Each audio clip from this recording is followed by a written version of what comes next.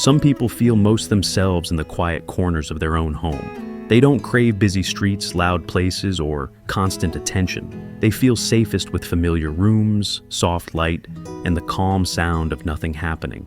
To others, they might look like they're avoiding life, but they are living, just in a quieter, more mindful way.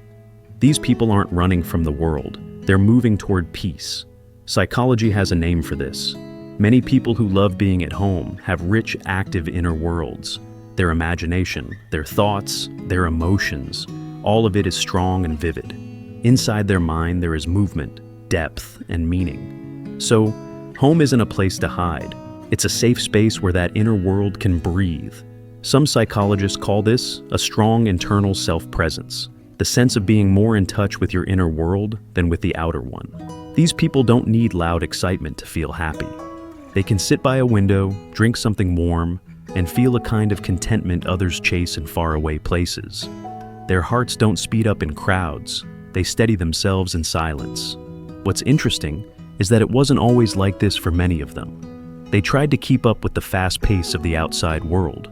They tried to match friends who loved parties, events, trips, and constant movement.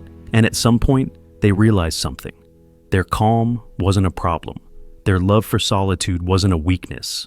It was simply their nature. I remember the first time I truly understood this in myself.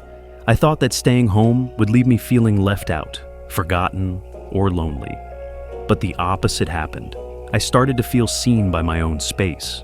I realized I didn't need noise to feel alive. I didn't need a crowd watching me to feel visible. I began to love the sound of turning pages more than the sound of applause. That's when I learned peace is also a way to live. Staying home does not always mean being alone. Sometimes it means finally being with yourself and really listening. That's something our busy world often forgets. There is a trait many home-loving people share.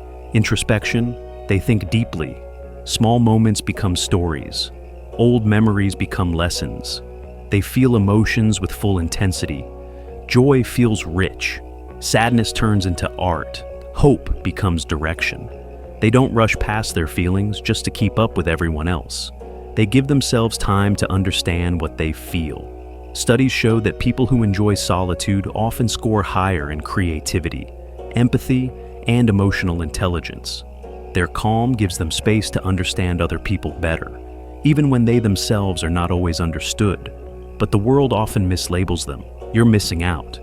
You should go out more. Don't you get bored? These comments can hurt because they suggest that people who love home are somehow incomplete.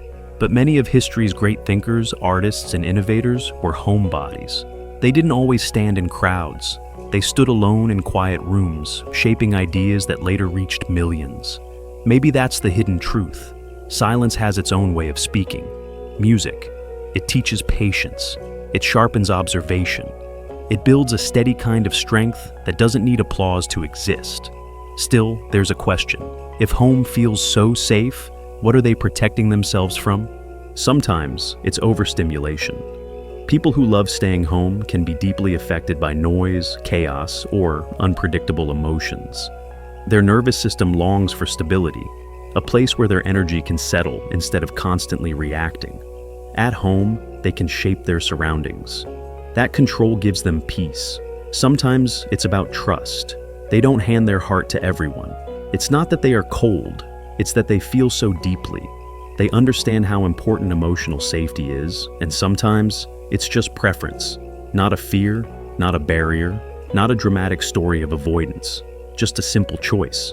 They enjoy being in a space that feels warm, familiar, and theirs. They build hobbies that don't require a crowd. Reading, gaming, painting, watching favorite films, creating personal projects. Joy becomes a quiet ritual instead of a loud event.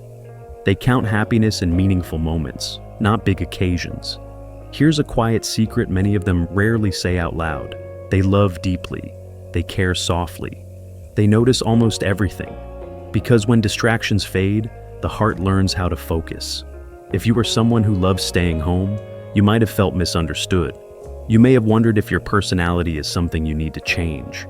You may have asked yourself if something is wrong because you don't enjoy crowded, noisy gatherings. But what if nothing is wrong? What if the world actually needs more people like you? People who listen before speaking. People who think before they act. People who feel before they pretend. Let me shift now, from talking about these people to speaking as one of them. I once believed the world would forget me if I stayed in my room too long. But over time, I noticed something. The world inside my mind was expanding. Thoughts started to bloom. Ideas kept me awake more than any party ever could. I found meaning in the simple details of my own space. Slowly I realized, home is not just a physical place. Home is a state of mind. And now, I want to talk directly to you. Maybe you've always felt a little different. Maybe you enjoy your own company more than the noise of a crowd. Maybe the world hasn't praised that part of you yet. But here is the truth. Your quiet is powerful. Your silence has layers. Your solitude is a gift, not a curse. And if you keep listening, there is still something important you need to hear. Because the truth is that people who love staying home are not avoiding life. They are living it intentionally. They don't want to waste words on shallow talk or time on empty experiences. They long for meaning, honesty, and real connection, even if they only share that with a few people. Psychologists say people who prefer solitude are often highly self-aware. They can name their emotions clearly. They know who they are, what drains them, and what brings them back to life. Many people never discover these things, but homebodies often learn early. That doesn't mean they never feel lonely. Loneliness and solitude are not the same. Solitude is chosen. Loneliness is not. Someone can feel lonely, even in a busy room full of people, but solitude, real, chosen solitude, can give strength. There are days when staying home feels like a shield, a break from a world that asks too much. And there are days when it feels like freedom, the freedom to simply exist. Let's look deeper into the psychology behind this preference. Introversion versus energy management. Many assume that people who love home are always introverts, but that's not necessarily true. Even extroverts sometimes need the calm of home to recharge.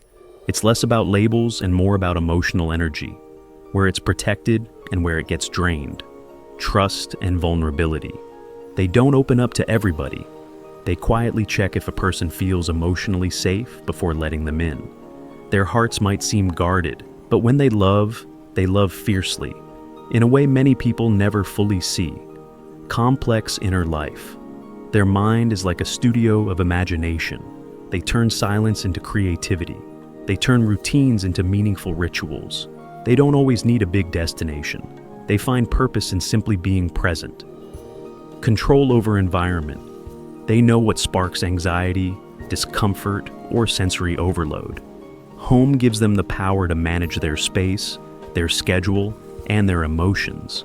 But here's the paradox. Sometimes the reason they love home so much is because the world once hurt them. A broken friendship, a trust that was betrayed, a moment when their feelings were too much for others.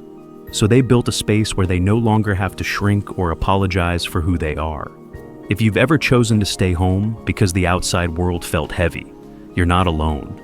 You're learning to guard your peace, and that is a sign of emotional wisdom. Yet loving home doesn't mean your dreams are small. Your hopes are not limited, they're just more internal. You might dream of creating something meaningful, something beautiful, something that reflects the real you.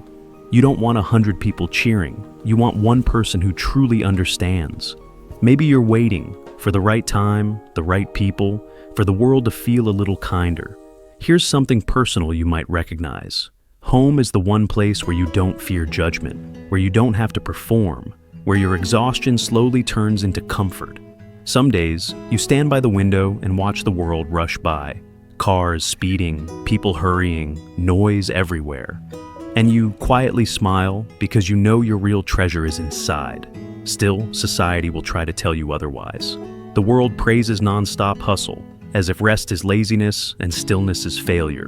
But in reality, rest helps growth, stillness helps clarity, silence helps understanding. You may stay home more than most people, but your life is not on pause. You are observing, you are healing, you are becoming. And because you feel so deeply, you love deeply.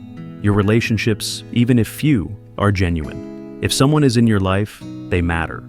You give them loyalty, softness, and attention that many are too distracted to offer. You notice the tiny details, the hidden sigh, the unsent message, the strength behind someone's quietness. You understand emotions not only through words but through pauses. That makes your strength rare. There is a beautiful quality many overlook. People who love staying home often have self-companionship. They are not afraid of their own thoughts. They don't run away from their emotions. They can sit with themselves and still feel whole. That isn't loneliness, that is self-connection. So, let me speak to you clearly now. You are not strange for loving home. You are not without ambition. You are not fragile. You are not missing life. You are shaping a life that doesn't constantly drain you. And one day, when it feels right, when the world outside begins to match your inner world a little more, you will step out, not because you have to, but because you want to. And that choice will make the outside feel even more meaningful. Until then, drink your warm coffee slowly. Keep exploring the worlds inside your mind. Keep guarding your peace. Keep loving gently, but deeply. Because people who love staying home are often the ones who quietly make the world feel like home.